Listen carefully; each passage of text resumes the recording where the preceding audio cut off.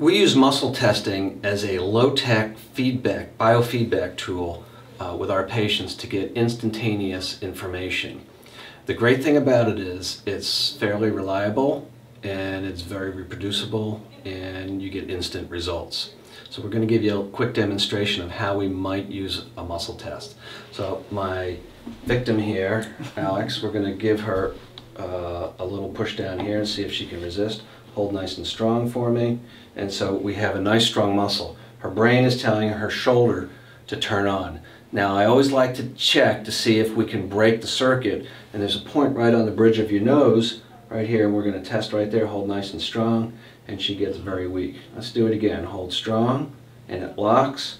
Hold strong and it just blows right out. So that's a normal response on that circuit breaker point. But we can then take this muscle and find out some different things that are going on. We can use it to see if there's a problem in her neck. So the first thing I might do is just compress her spine, hold strong, don't let me push, and that's weak. So that means her body's not happy with me pushing down on her. So we can try to localize that. And when I touch that bone right here, this is the second bone in her neck, she gets weak. Now I can also get information by twisting the bone. So if I'll keep your head still. If I twist it that way, her brain's not happy with that, but if I twist it the opposite way, we get better strength. So I know that if we're going to make an adjustment on that second vertebra, I want to go on the right side from back to front. Other things that we can do with kinesiology or muscle testing are to see if somebody is sensitive.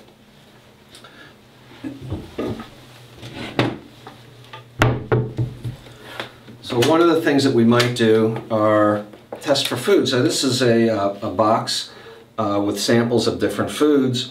And do you know if you're sensitive to any food in particular? Plums. Plums. So let's look for plum here. Right there. So we already know she's sensitive to plums. Hold that nice and strong. That's good. Just hold that in your hand. Let's see what that does.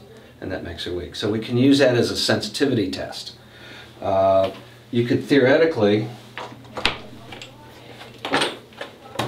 take the whole box and just put that in. Let me hold it right there.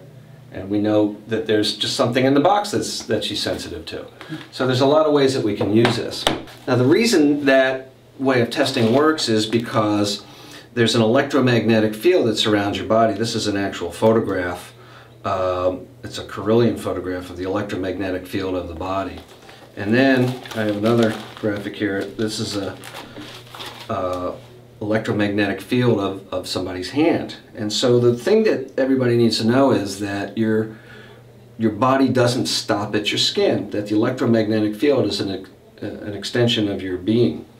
And in this picture here we have two potatoes, and this one is a McDonald's French fry and this one is an organic new potato, and they have different electromagnetic patterns.